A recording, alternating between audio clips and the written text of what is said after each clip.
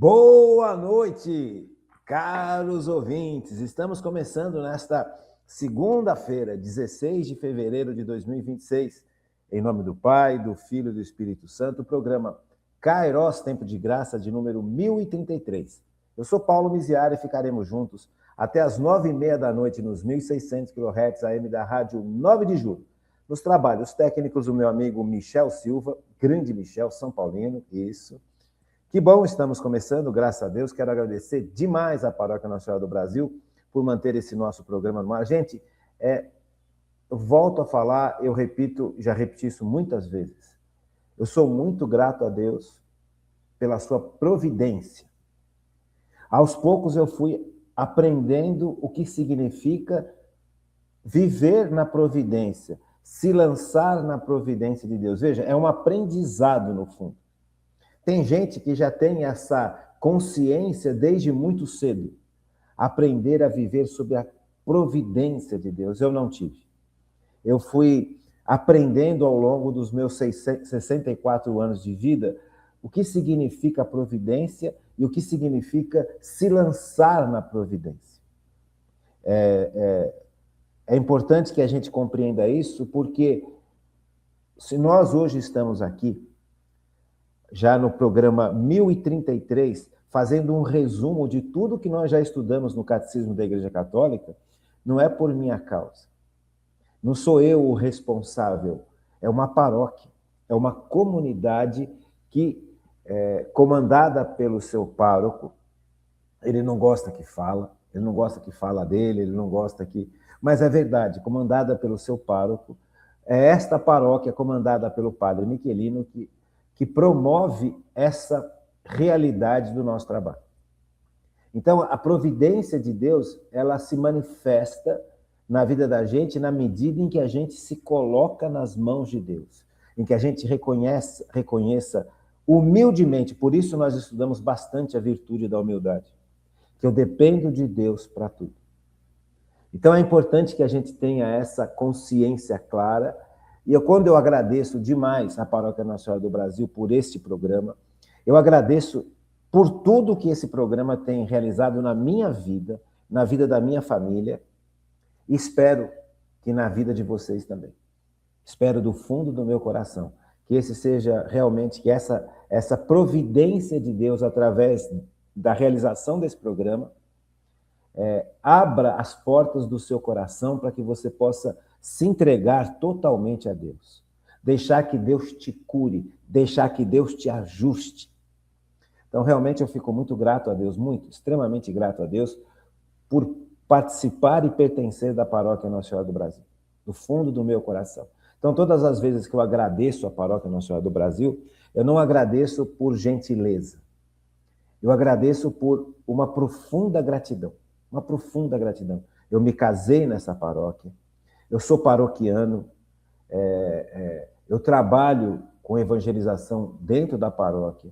Os meus filhos foram formados nessa paróquia. Então, eles foram batizados nessa paróquia. Então, é importante que a gente tenha, que você saiba disso. Não é uma gentileza comum. Quando eu agradeço a Paróquia Nossa Senhora do Brasil, é do fundo do meu coração, de um senhor, já estou com 64, então já sou um senhor que, ao longo da sua vida, foi sendo tocado pelo amor de Deus, tocado pela paciência infinita de Deus. Que paciência Deus tem comigo, é uma coisa impressionante. Como é que Deus pode ter tanta paciência com alguém de cabeça tão dura assim? Então, eu agradeço demais a este Deus e agradeço demais a essa Paróquia Nossa Senhora do Brasil, justamente pelo Kairos, por esse programa que nos permite aprender, compreender e viver aquilo que Deus quer para todos nós. Então, agradeço realmente do fundo do meu coração e quero agradecer a Rádio 9 de Julho, na pessoa do meu amigo Michel Silva, grande Michel Silva. O Michel, ele trabalha na parte técnica da Rádio 9 de Julho E agradecendo ao Michel, eu agradeço toda a equipe da Rádio 9 de Julho que abriram as portas, a Rádio 9 de Julho abriu as portas para o programa Kairos Tempo de Graça. Então, muito obrigado. Quero agradecer a vocês que participam conosco. Deixa aqui pegar as mensagens que o monstro me mandou. Deixa eu achar aqui as mensagens que o monstro me mandou. Dia 30/1, sexta-feira da semana retrasada. Só agora que chegam as mensagens, porque o programa é gravado. No comecinho, nos primeiros anos do Kairos, né, do estudo do Catecismo da Igreja Católica, o programa era ao vivo. Então eu conseguia ler a mensagem que você me mandava ao vivo e conversava com você de forma presencial. Hoje eu não tenho mais como fazer isso, porque o programa, como era à noite, agora todos os programas da noite são gravados. Então é uma realidade nova da rádio, que nós estamos vivendo de uma outra forma, né? Então, infelizmente, nesse caso, as mensagens só chegam até mim depois de um bom tempo, tá bom? Mas assim mesmo, quando elas chegam, eu leio para vocês. GM Hansten Procópio. Boa noite, doutor Antônio Paulo Marão Miziara. Um abençoado final de semana, paz e bem. Muito obrigado, GM. Fátima Cardoso, boa noite, doutor Paulo. Um feliz final de semana, abençoado, muito obrigado. Isso é lá para o dia 30 que eu recebi essas mensagens. Sexta-feira, né? Ricardo Carvalho. Boa noite, paz e bem. É o Ricardo Carvalho, da Zona Oeste, Lapa. Olha aí, grande Lapa. Marlene dos Reis. Boa noite, gratidão sempre. Obrigado, Marlene. Angelina Lima. Boa noite, doutor Paulo. Um final de semana abençoado para todos nós. Gratidão. Sérgio Jimenez. Obrigado, Sérgio. Maria de Lourdes Pereira também, muito obrigado. Deixa eu ver aqui quem mais que me mandou mensagem. Iricene, boa noite para todos. Boa noite, Iris. Tudo tranquilo? Como é que vocês estão aí? As mensagens que chegaram no dia 2 de fevereiro, segunda-feira. Vamos ler aqui as mensagens que chegaram no dia 2 de fevereiro. Fátima Cardoso, boa noite, doutor Paulo. Boa noite, Fátima. GM Hansten Procópio. Boa noite, doutor Antônio Paulo Marão Miziara, paz e bem, muito obrigado. Cícera Campina, boa noite, doutor Paulo, Deus abençoe muito, se cuida, Nossa Senhora te cubra com manto sagrado, amém, muito obrigado. Eu agradeço demais, Cícera, todos nós precisamos da proteção da Virgem Maria, todos nós precisamos da proteção do nosso anjo da guarda e principalmente todos nós precisamos da proteção do Sagrado Coração de Jesus, né? Que nós possamos nos habituar a nos refugiar dentro do Sagrado Coração de Jesus e dentro do Imaculado Coração da Virgem Maria. Muito obrigado, viu, Cícera? Do fundo do meu coração. José Roosevelt Matos. Boa noite, doutor Antônio Miziara e a toda a Rádio 9 de Julho, paz e bem. Deus está cuidando de você. Muito obrigado, Zé. Muito obrigado. Marlene dos Reis. Boa noite, gratidão sempre. Sérgio Jimenez. Muito obrigado, Sérgio. E é isso, gente. São os nossos irmãos e irmãs que participam do programa, que estão conosco aqui sempre, né? Eles e tantos outros. Então, eu agradeço do fundo do meu coração pelo carinho de vocês, pelas mensagens de vocês, pela intercessão de vocês. E vamos continuar. Estamos estudando as virtudes teologais, as 3 virtudes teologais: fé, esperança e caridade.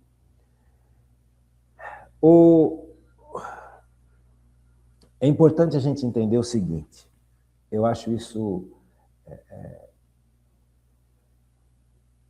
As virtudes teologais, elas introduzem o ser humano na vida de Deus.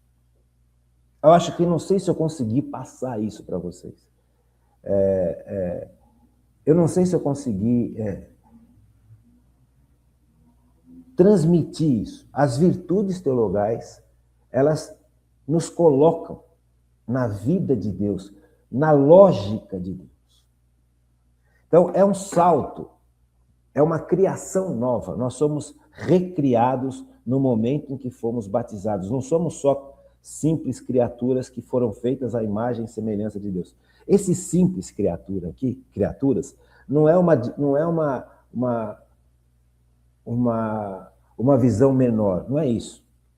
Veja, quando nós nascemos e fomos criados por Deus, por isso que nós nascemos, à imagem e semelhança de Deus. Então, o simples fato de nós existirmos já é uma bênção infinita. Nós existimos porque Deus quer que a gente exista. Nós existimos e passamos a fazer parte de uma natureza humana, porque assim Deus quis. Deus não quis que eu fosse uma pedra, Deus não quis que eu fosse uma flor, uma planta, um cactus, uma árvore. Deus não quis que eu fosse um bichinho, Deus quis que eu fosse um ser humano. E todo ser humano é feito à imagem e semelhança de Deus. Por quê? Porque todo ser humano é capaz de pensar e decidir. É capaz de ter uma memória afetiva e efetiva. Por que efetiva? Efetiva porque a memória me permite me localizar no tempo e no espaço, saber quem eu sou, saber que existe a possibilidade de ultrapassar a mim mesmo e descobrir que existe alguém muito maior do que nós, que é Deus. Então, isso é ser humano. E o ser humano, além dessa capacidade intelectual, que é diferente de todas as outras criaturas visíveis, o ser humano também tem a capacidade da vontade. Eu posso chegar para mim e falar, olha, eu estou acordando muito tarde. Então, a partir de amanhã, eu vou pôr o despertador 5 minutos mais cedo e vou acordar 5 minutos mais cedo. Esses 10 minutos a mais que eu estou dormindo está atrapalhando o meu dia. Atrapalha o meu tempo de oração, atrapalha o meu tempo de higiene pessoal, atrapalha a alimentação da manhã, que deve ser uma alimentação muito bem balanceada, porque você passou a noite inteira sem ingerir comida nenhuma, sem ingerir alimento nenhum, e todo aquele sistema do teu trato digestivo está funcionando. Então, o trato digestivo ele está produzindo sucos que são chamados sucos gástricos. E esses sucos gástricos, eles são lançados nessa região toda aí do intestino e tal, para poder digerir os alimentos. Se não tem alimento para digerir, ele vai digerir algo, ele vai atacar o próprio sistema. Aqueles ácidos, aqueles sucos digestivos são ácidos.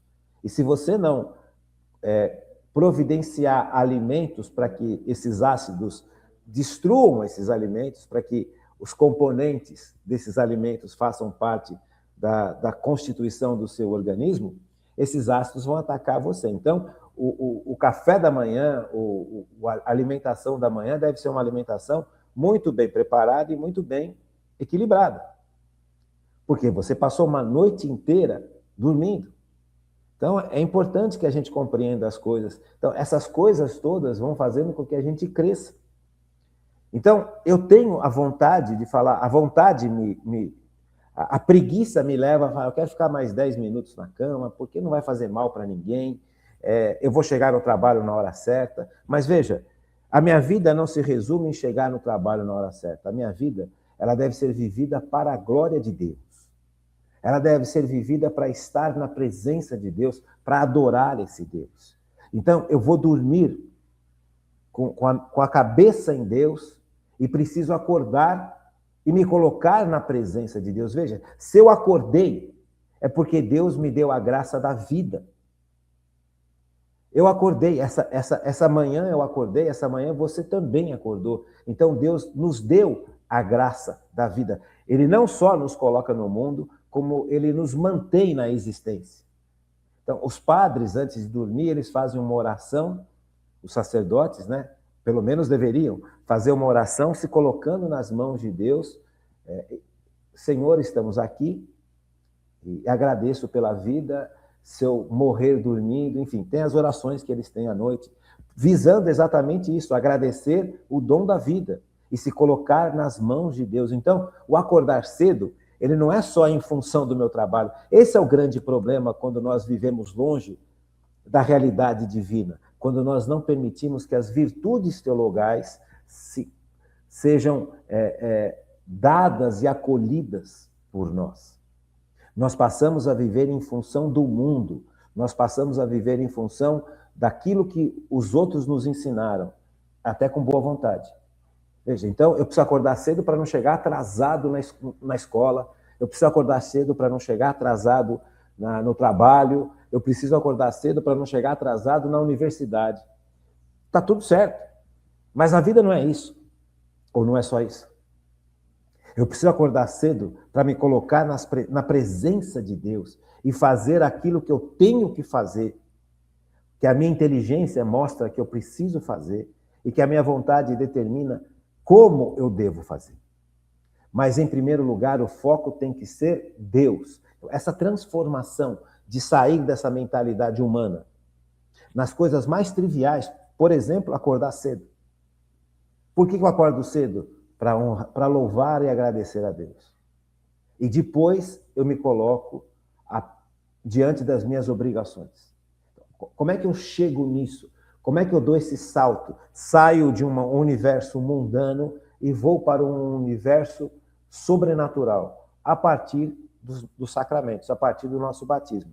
No batismo nós recebemos não só o perdão dos pecados, o perdão do pecado original, nós recebemos o Espírito Santo, nós recebemos as 3 virtudes teologais, fé, esperança e caridade.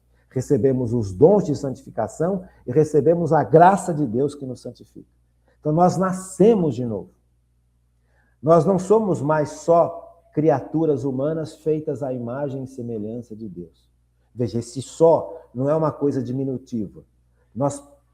Deus nos põe num outro patamar. Então, as virtudes teologais, sejam elas fé, esperança e caridade, ela nos coloca, ela nos introduz na lógica de Deus.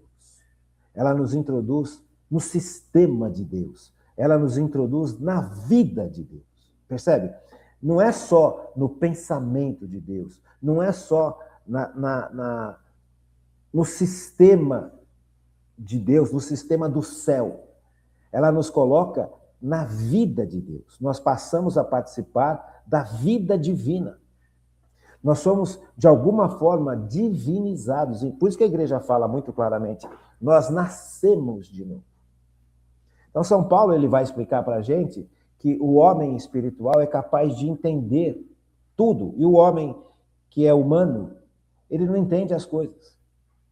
Então, como é que eu sei que Jesus está na Eucaristia? Como é que eu sinto me posiciono diante de Jesus na Sagrada Eucaristia?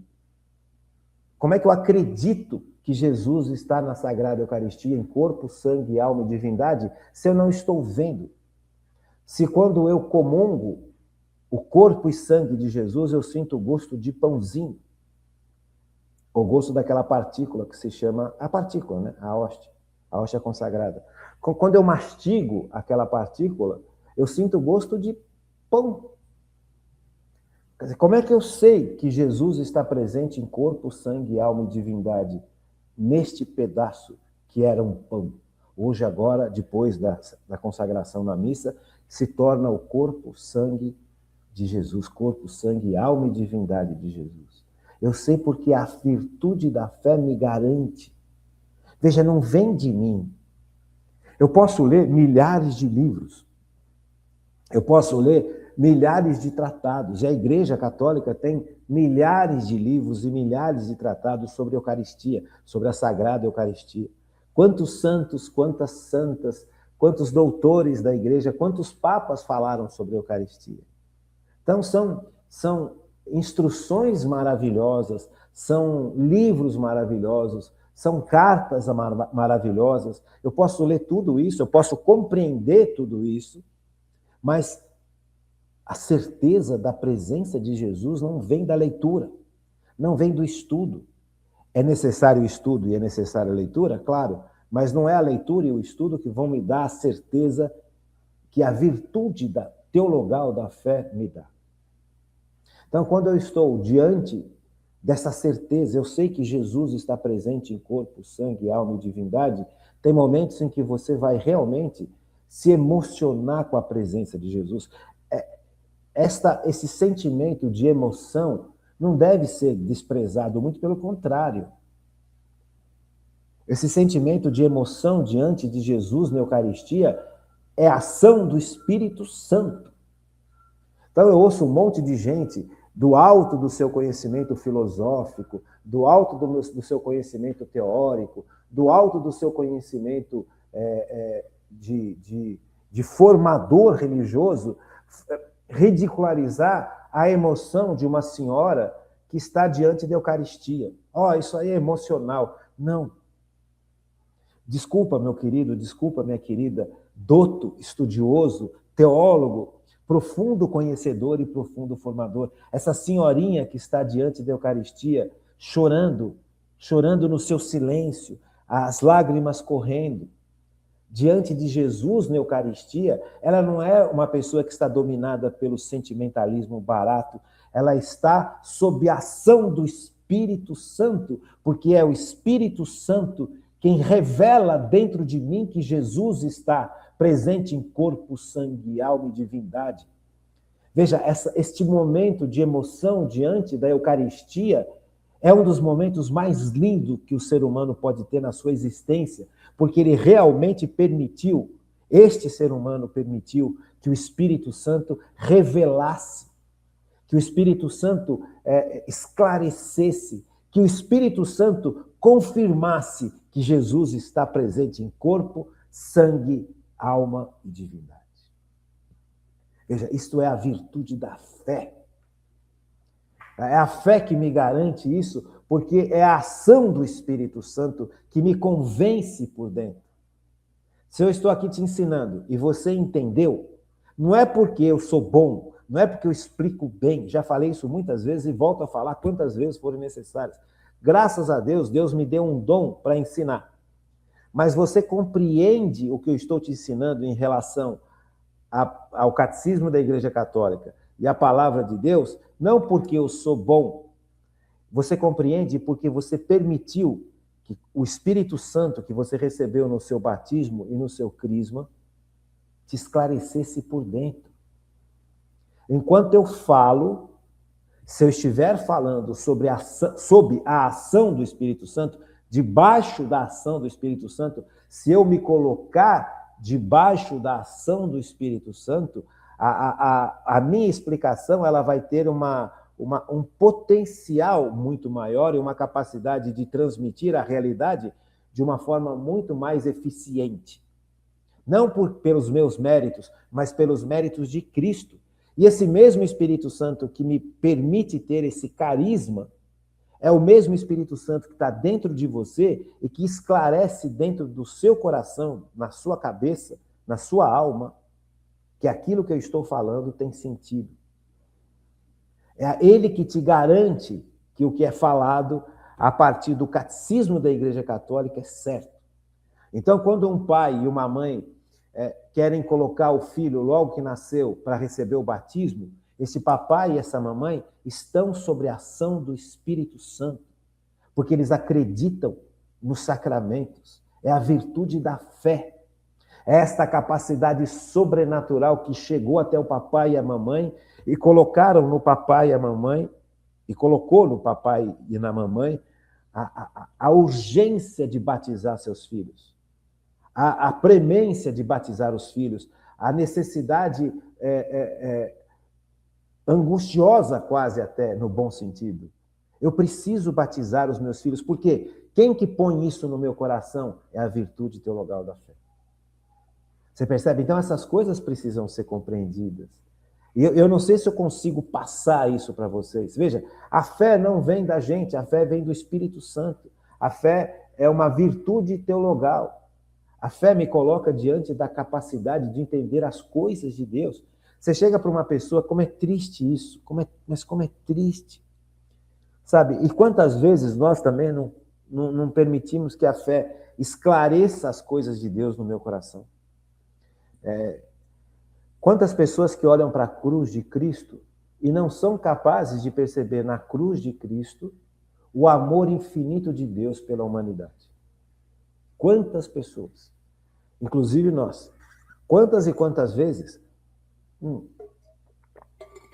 nós permitimos ter tempo de oração, de contemplação, de oração, de meditação na palavra de Deus. Meditar não é esvaziar a mente, que nem os nossos amigos de outras religiões, que hoje virou moda. Vamos meditar. Fica numa posição de yoga, você nem sabe o que significa aquela posição.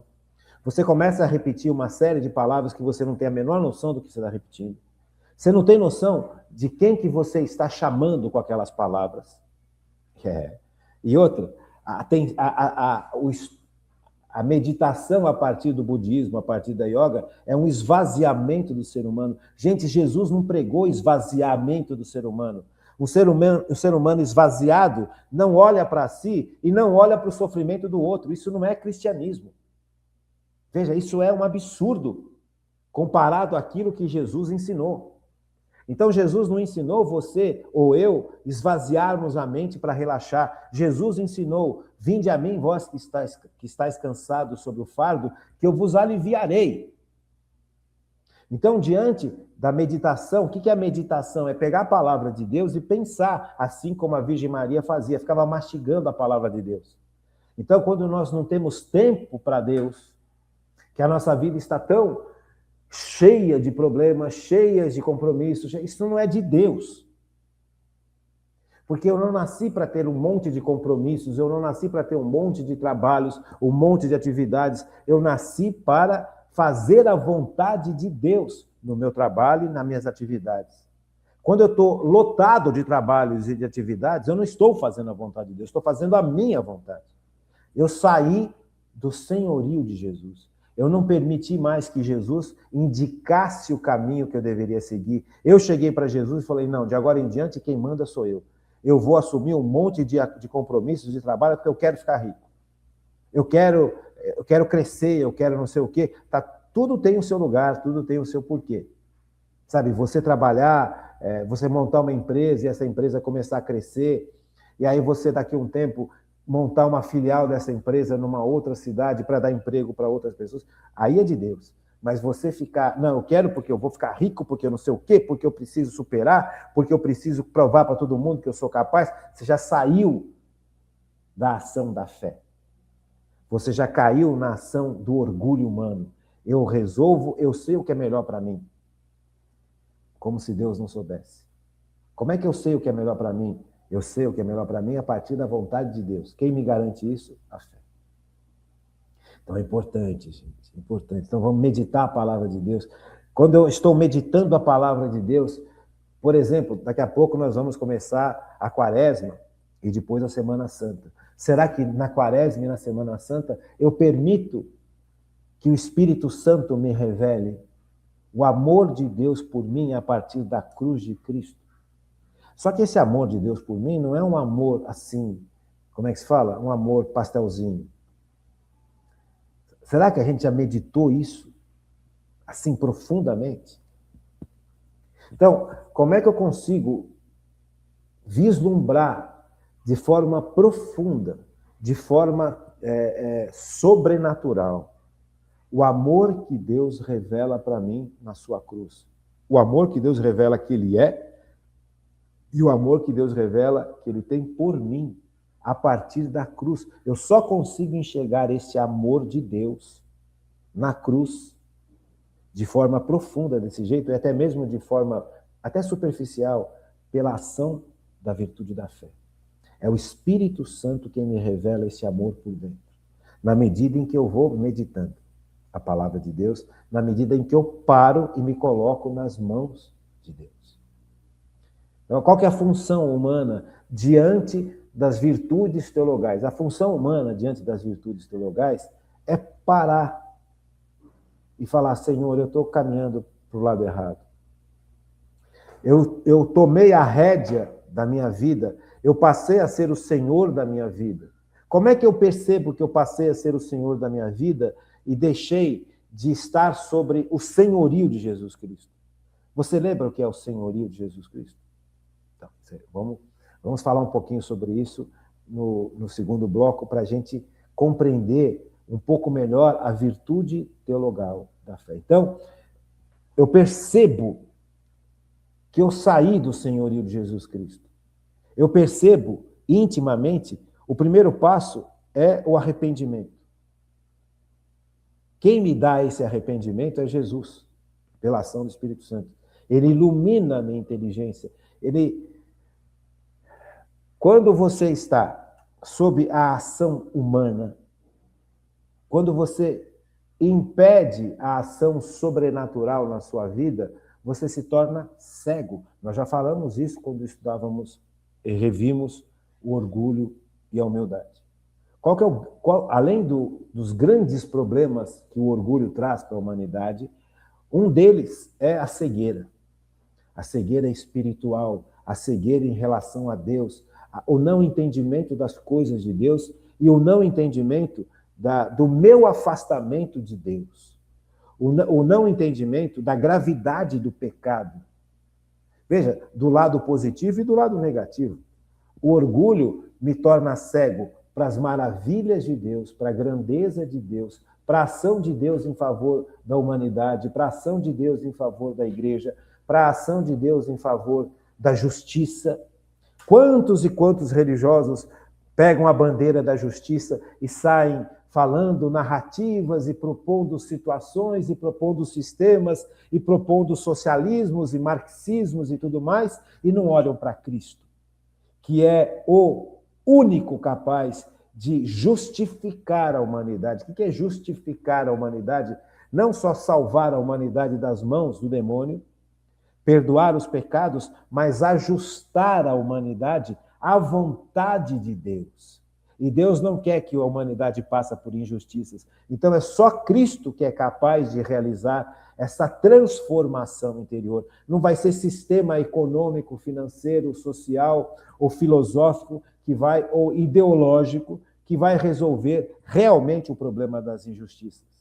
Então, como é que a gente chegou nesse ponto? Por que eu me afastei? Por que tantos religiosos se afastaram da verdade? Porque eles são maus? Não. Porque eles voltaram a ser só humanos. Eles têm todo esse equipamento de ação sobrenatural de Deus em favor deles e de nós. E lá pelas tantas, se afastaram desse equipamento todo sobrenatural e se concentraram só em realidades humanas. Perderam, e é um orgulho sutil, perderam a perspectiva da ação através da fé. Isso acontece com eles e acontece com a gente. Por isso a importância de entender as virtudes teologais. As virtudes teologais nos colocam na vida de Deus, nos colocam no pensamento de Deus, na lógica de Deus, na sabedoria de Deus. Então, quando eu estou movido pelo Espírito Santo, movido pela virtude da fé, eu não vou propor uma solução de combate à injustiça através do marxismo, ou através do liberalismo, ou através do socialismo. Por quê? Porque isso são propostas humanas cegas, que olham para interesses de grupos. Quando eu vou propor a solução para as injustiças desse mundo, é necessário que sejam propostas que venham de Deus e que eu possa enxergar a realidade dessa solução que vem de Deus. Mas eu só posso fazer isso se eu estiver vivendo na humildade. Se eu estiver vivendo em Cristo para Cristo. Senão eu corro o risco brutal de me tornar orgulhoso.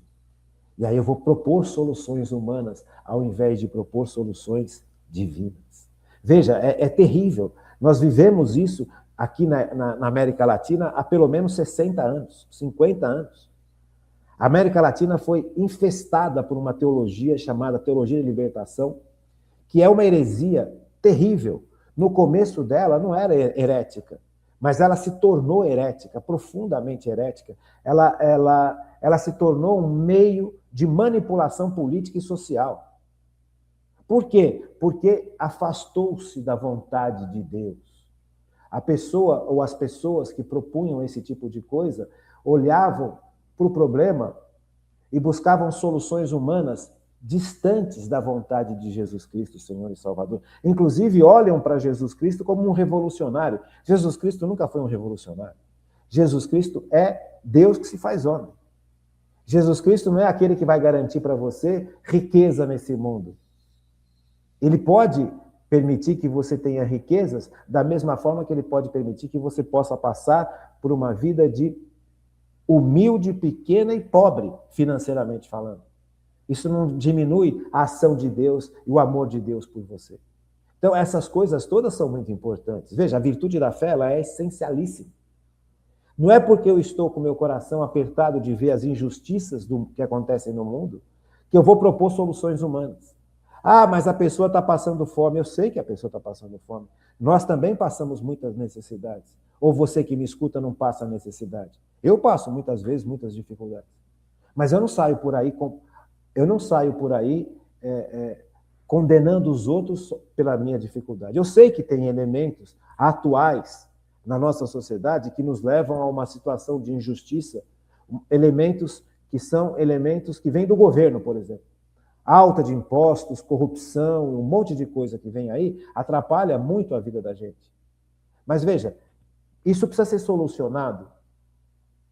Agora, as grandes dificuldades que eu passo não vêm só disso.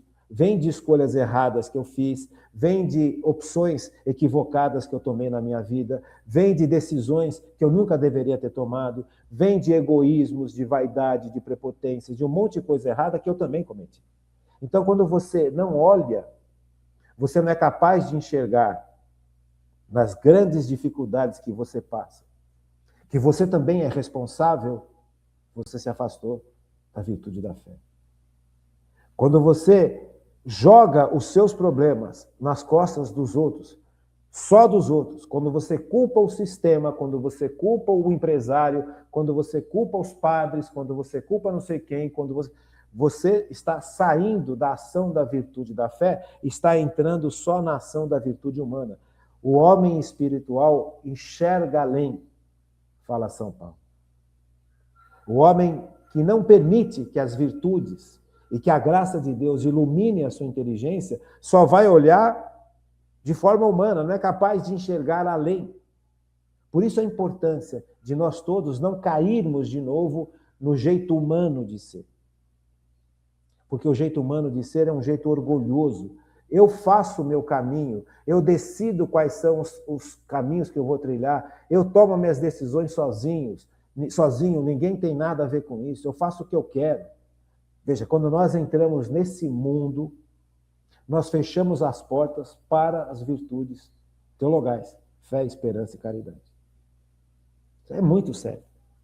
É muito sério. Então, quando a gente fala dessas coisas, não é uma acusação àquele padre, ou àquele religioso, ou àquele leigo, ou àquele teólogo, ou àquele sacerdote, àquela freira. Não. É um conceito aonde, quando nós nos afastamos dessas verdades tão importantes, nós deixamos de ser homens religiosos no sentido mais profundo. Nós perdemos a perspectiva que a virtude da fé nos dá. Nós falamos para Deus, eu me basto, a minha turma me basta, a minha ideologia me basta, o meu conhecimento filosófico me basta. O que eu estou fazendo? Eu estou fechando as portas para essa realidade sobrenatural que me é dada. Fé, esperança e caridade. Então, um ateu, ele não consegue entender que Jesus é Deus que se faz homem. Por quê? Porque ele analisa isso só com a razão humana. Porque o ateu, na época do modernismo, hoje nós vivemos no pós-modernismo, mas na época do modernismo, lá pelos anos de 1800, 1700 e pouco, o modernismo falava, olha, só a razão humana basta. Eu não preciso de bengalas religiosas. Só a minha razão basta. Então, com a minha razão, eu consigo entender as coisas, eu consigo saber as coisas, eu consigo decidir o melhor caminho. Veja, a época do modernismo foi a época da explosão do orgulho humano. O orgulho humano que propunha para a humanidade que a humanidade só precisa do seu racional. O racional é importante? Importantíssimo. Só que o racional precisa ser iluminado pela virtude da fé, pela ação da graça que santifica, pela ação do Espírito Santo. E tudo isso nós recebemos no nosso batismo. Agora, se eu não deixo a iluminação de Deus agir, se eu não deixo a ação sobrenatural de Deus agir, o meu racional se torna pequeno, perto das grandes dificuldades que se apresentam. Então, no modernismo, começou-se a campanha contra a religião católica, que a religião católica quer interferir no racional, que a religião católica quer atrapalhar o desenvolvimento do ser humano, mas é justamente ao contrário. O racional, pelo racional, sem a ação do Espírito Santo, levou a humanidade a 2 grandes guerras mundiais. Levou a humanidade ao holocausto dos judeus. Levou a humanidade ao holocausto que os marxistas causaram lá na Rússia. Quantos russos foram mortos nos campos de concentração russos, nos gulags? Porque é fruto desse racional humano sem a ação do Espírito Santo, deste orgulho. O orgulho cega. A pessoa pensa que enxerga, a pessoa pensa que entende, a pessoa pensa que compreende tudo. Karl Marx, eu fico vendo isso, eu fico tão triste. Karl Marx teve a petulância de achar que ele compreendeu como é que funciona a sociedade. O que move a sociedade é o dinheiro, é a economia. Ele teve a petulância de achar que ele compreendeu o que causava as grandes injustiças. E ele teve, além da petulância de achar que ele compreendia a solução para resolver todos os problemas humanos. E a solução que ele propôs levou para a Rússia uma situação brutal de escravidão e de morte generalizada. Por quê? Porque o orgulho. E até hoje tem gente que defende essas ideias e essas teorias com unhas e dentes. Por quê? Porque também estão cegas, não permitem que a ação do Espírito Santo esclareça. Um outro ponto aqui que é terrível, quando nós não temos a ação do Espírito Santo na vida da gente, a gente se agarra às paixões humanas. Então, se eu acho que eu estou certo, eu vou morrer achando que eu estou certo, e eu estou completamente errado. A paixão do orgulho me faz defender o erro com unhas e dentes. Eu me recuso a enxergar. Eu não sou capaz de enxergar, porque o que me faz enxergar é a ação do Espírito Santo. Então é a ação do Espírito Santo que me faz enxergar o meu erro, que faz enxergar o desvio que eu tomei e me afastei. O que faz enxergar é o arrependimento daquilo que eu pensava e não quero mais pensar desse jeito. Mas para chegar nisso, eu preciso da ação da virtude da fé. Dá para compreender? Então, o homem que se afasta da virtude teologal da fé, se afasta da capacidade sobrenatural de compreender a si mesmo, de compreender a sociedade que vive e de compreender quem é Deus. Ou seja, essa pessoa se torna completamente cega. A análise racional que ela vai fazer é uma análise que está truncada. A análise que essa pessoa sem Deus faz é uma análise que tem limites muito pequenos. Eu só vejo aquilo que eu só analiso aquilo que eu estou enxergando. E eu analiso aquilo que eu estou enxergando muitas vezes de forma equivocada. Vamos dar um exemplo? Quando uma pessoa chega para você e fala, você não serve para nada. Como é que eu analiso isso? Eu analiso isso pelo prisma do ódio, pelo prisma da decepção, pelo prisma da tristeza de ter ouvido isso, ou eu analiso isso pela ação do Espírito Santo? Percebe? Então, a nossa perspectiva de análise, ela pode estar profundamente contaminada pela raiva, pela tristeza, pela mágoa, pela decepção, pelas injustiças que nós sofremos, pelas injustiças que nós causamos. Então, a nossa análise dos fatos, das pessoas, das situações, de Deus e de nós mesmos, sem a ação da virtude da fé, se torna paupérrima e extremamente arriscada. Gente, quando Jesus morreu numa cruz, ele libertou a humanidade. Ele pagou com o seu sangue a nossa liberdade. Por quê? Porque no nosso pecado original, no pecado original da humanidade, a humanidade desprezou Deus. e se entregou para o demônio, literalmente. É que não, a gente esquece isso, né? A gente já estudou isso muitas vezes, já trabalhamos esses temas várias e várias e várias vezes, mas a gente esquece. A gente entra nesse ritmo de mundo, porque todos nós estamos no mundo. A gente entra no ritmo das preocupações, das ansiedades, dos medos, sabe? E a gente vai perdendo o foco de Deus, em Deus. Nosso foco tem que estar em Deus. Por isso que quando a gente acorda, a primeira coisa que a gente tem que fazer é, Senhor, bom dia, muito obrigado por estar vivo, muito obrigado por ter me dado a vida, muito obrigado por ter me guardado durante a noite.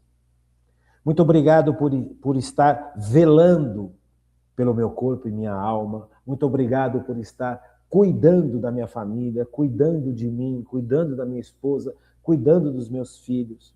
Muito obrigado por nós termos todo o potencial que pode ser desenvolvido hoje. Você percebe? E a gente não faz isso. Ou quando faz, começa e depois para. Ou só sou eu? Eu acho que não, né? Eu acho que todos nós temos esse problema. Nós somos muito inconstantes. O pecado original levou a humanidade a se tornar muito frágil, muito inconstante. Por isso que Jesus se faz homem para libertar a humanidade do pecado. Quem criou a humanidade é Deus. Então, o simples fato de eu reconhecer que Deus me criou, veja, como é que a gente chega à conclusão, no simples fato, de que Deus me criou? Você tem vários caminhos racionais para a gente chegar à conclusão humana. Eu não estou falando aqui mais em realidade sobrenatural. O meu racional humano é capaz de concluir que existe Deus. Os gregos, há milhares de anos atrás, Sócrates, Platão, Aristóteles, chegaram a esta conclusão, raciocinando. A partir das realidades visíveis, eles chegaram à conclusão de que, para que essas realidades visíveis possam acontecer, era necessário que houvesse alguém que as tenha criado. Sabe? São Tomás de Aquino pega todo esse contexto grego, de filosofia grega, e traz para dentro da igreja. E São Tomás de Aquino vai propor as 5 vias, né, de conclusão da existência de Deus. É um exercício lógico maravilhoso. É um exercício, a primeira via, a segunda via, a terceira via, a quarta via, a quinta via. São lógicas que apresentam de forma maravilhosa a conclusão de que Deus existe. Veja, isso não é religião, isso é raciocínio. Então, a partir do momento que eu compreendo esses raciocínios que nos propõe São Tomás de Aquino, baseado em Aristóteles, Platão e tudo mais, e concluo que Deus existe, assim como esses grandes homens concluíram, eu me coloco diante de uma realidade completamente diferente. Se Deus existe, e eu fui criado por Deus, faz parte também da conclusão dessa lógica toda de São Tomás de Aquino, se eu sou criado por Deus, Deus é meu dono. Percebe? Então, se Deus é meu dono, se Deus é o meu Senhor, se Deus me criou, eu devo, por justiça, a virtude humana da justiça é dar ao próximo o que lhe é devido.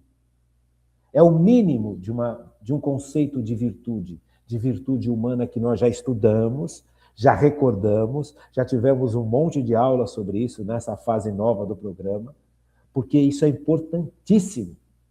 Então, a justiça é uma virtude humana, você percebe? Mas a justiça também é um dom de Deus. Deus vai nos ajustando à sua vontade na medida em que eu me coloco na presença de Deus. Então, a justiça ela é uma virtude humana e um dom de Deus. Ele justifica. O que é justificação?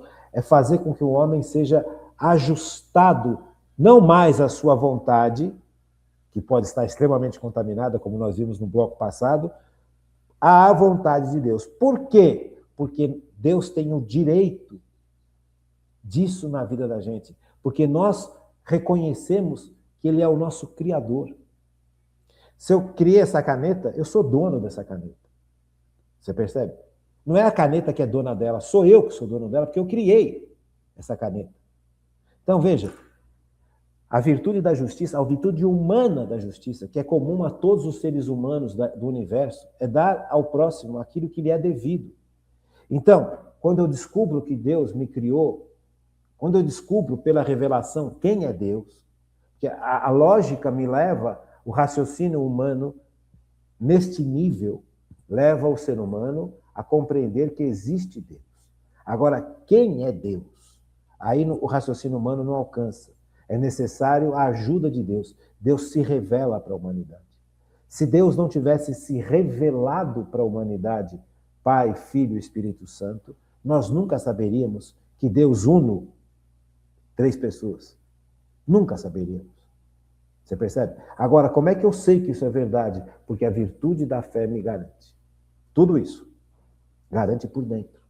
Então, a partir do momento que eu reconheço que Deus é o meu Criador, eu devo, por justiça, adoração a Deus e obediência. Acabei de explicar por quê. A caneta, eu que criei a caneta, então ela é minha. Não foi ela que se criou. Não é ela que tem autodomínio neste nível de criação. Não é ela capaz de dar vida ou de receber. Ela é capaz de receber. Essa aqui não. Mas o ser humano é capaz de receber vida. A caneta não. Então, veja, é a mesma coisa. Então, Deus me deu a vida. Eu vivo porque existe uma vida que sempre existiu.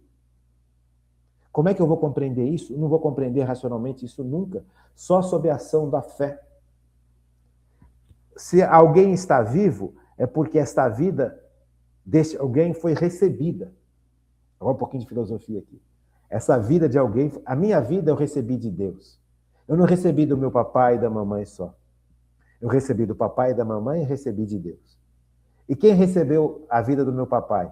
O papai e a mamãe dele. E você vai indo, vai chegar uma hora, quem recebeu vida? O meu bisavô, tataravô, quanto avô, não sei quanto avô lá atrás. Vai chegar uma hora que o primeiro ser existente, necessariamente, não pode ter recebido a vida. Olha a lógica. O primeiro ser existente, ele não pode ter recebido a vida, senão ele é criatura. Para a vida existir, é necessário que exista alguém com vida. E que esse alguém com vida seja capaz de doar essa vida aos outros. E essa vida não foi recebida, ela existe desde sempre. Olha só. A lógica racional. Sócrates, Platão, Aristóteles, tudo isso trazido por São Tomás de Aquino. Então tem lógica. Então é lógico concluir que Deus existe. Só que isso não é fé. Fé é você se colocar nas mãos desse Deus. Deu para entender? Então, o senhorio de Jesus, ele vem para resgatar a humanidade que se entregou para o pecado, que deixou de obedecer a Deus e passou a obedecer o demônio. E com isso a humanidade perdeu a graça que a santificava, perdeu a força do Espírito Santo agindo dentro dela, perdeu a ação das virtudes teologais. Jesus não pode, Deus não quer ver os seus filhos, que somos nós batizados, e todos aqueles a qual a igreja vai batizar, não quer ver a humanidade e os seus filhos perdidos na mão de uma criatura mais poderosa que o homem. A criatura pertence a Deus, não pertence ao demônio. O demônio, ele é ladrão, ele quer arrancar das mãos de Deus algo que pertence a ele, Deus. Jesus não vai ficar indiferente a essa situação, porque Jesus ama. Jesus é Deus. Jesus é vida. Então ele se faz homem e paga um preço. Veja, ele já era o nosso dono por criação, e agora ele paga o preço do nosso resgate, um preço que nós não merecíamos nunca que ele pagasse. Porque quando nós aceitamos o jugo do demônio, nós nos colocamos contra Deus. Nós nos tornamos inimigos de Deus, assim como o demônio é inimigo de Deus. Mas Deus ama tanto a humanidade, e Deus sabe que esta ação que ele faz em favor da humanidade é capaz de resgatar a humanidade na sua liberdade de volta para Deus. O demônio, por mais que Jesus fizesse, ele se recusa a aceitar a salvação de Jesus em favor dele. Os apelos de Deus em favor ao demônio para ele voltar a estar na presença de Deus. Jesus sabe que a humanidade não é que nem o anjo. Na sua liberdade, a humanidade pode de novo escolher a Deus. Mas para que a humanidade pudesse escolher a Deus, Jesus se faz homem e nos resgata da escravidão do demônio e do pecado. E vai refazendo a nossa vida de acordo com a vontade de Deus, não mais de acordo com a vontade do demônio e muito menos de acordo com a vontade das nossas paixões que foram manipuladas pelo demônio. Então Jesus se torna Senhor de fato e de direito. De fato porque nós fomos criados por ele e nele. E de direito porque ele nos resgatou, então ele é o nosso dono. Então já não é mais só uma questão de lógica humana, é uma questão de lógica humana e de ação sobrenatural. A salvação de Deus é uma obra que quando nós paramos para entender, pensar, meditar, nós ficamos atônitos diante do amor que Deus tem por nós. Nós estávamos condenados, gente. Deus veio para salvar os piores bandidos do mundo, que éramos nós, porque nós negamos Deus. Mas Deus não deixa de amar a humanidade. Então, Deus resgata a humanidade. Jesus é o meu Senhor, de fato e de direito. De fato e de direito. Eu pertenço a Jesus. Eu tenho que fazer o que Jesus quer para mim, não o que eu quero para mim. Por isso a importância da virtude humana da humildade. Por isso o terrível do orgulho. O orgulho nos cega para essa história toda real.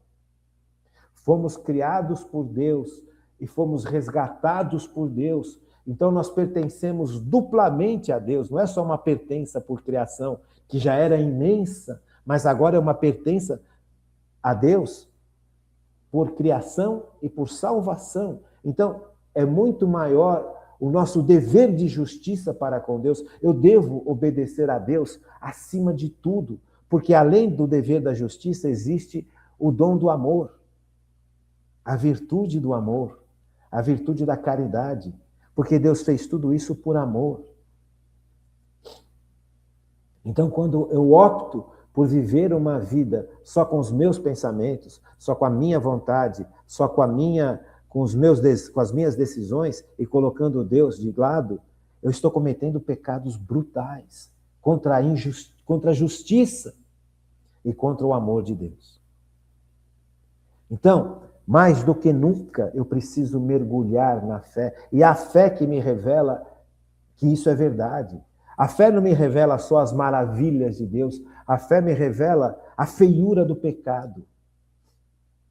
Porque é a fé que me permite enxergar a feiura do pecado. É a fé que é capaz de mostrar o quão feio é o dedo do demônio. E por trás de cada pecado estão os dedos do demônio. E aí você começa a compreender que a fé não é só uma virtude que me eleva a Deus e me revela a maravilha e o amor e a verdade que Deus é. Mas é também uma realidade sobrenatural que revela quem eu sou, como eu sou e como eu devo funcionar. Por isso que nós insistimos tanto nesse estudo das virtudes. Gente. As virtudes teologais nos colocam na presença de Deus, fazem com que a gente participe da mentalidade de Deus, da compreensão de Deus, do entendimento de Deus, da sabedoria de Deus, do amor de Deus, da providência de Deus, da justiça de Deus. Você compreende? Então, é um estudo que eu acho que é maravilhoso. Eu não sei você. Mas eu acho esse estudo fantástico. Eu acho que isso é uma coisa que nós deveríamos aprender neste nível e desse nível para cima quando nós éramos mais jovens. Sabe, isso deveria fazer parte da nossa escola, da nossa formação. Ah, não é todo mundo que é católico. Concordo. Agora, se você é católico, se você é cristão católico,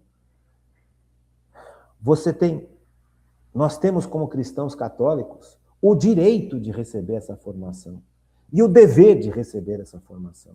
Então, se nós fazemos parte do catolicismo e nós queremos continuar no catolicismo, nós precisamos aprender isso nos bancos da escola.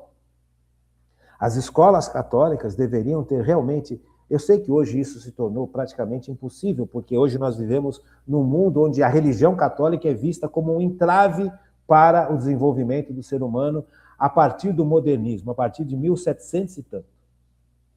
Até hoje, essa visão, desculpa, completamente insana, ainda é preservada. Tem um monte de gente que acha que religião é mito, que o cristianismo é mito. Veja, mito são os deuses gregos, os deuses romanos. Isso é mito. Jesus não é mito. Jesus pôs os pés nessa terra, isso existiu, há documentos que comprovam. Isso é uma realidade. Jesus veio, morreu e ressuscitou. Tem pessoas que testemunharam tudo isso e passaram a vida ensinando isso para os outros. E nós que obtivemos a graça de Deus de sermos católicos, temos o dever e o direito de aprender isso e muito mais.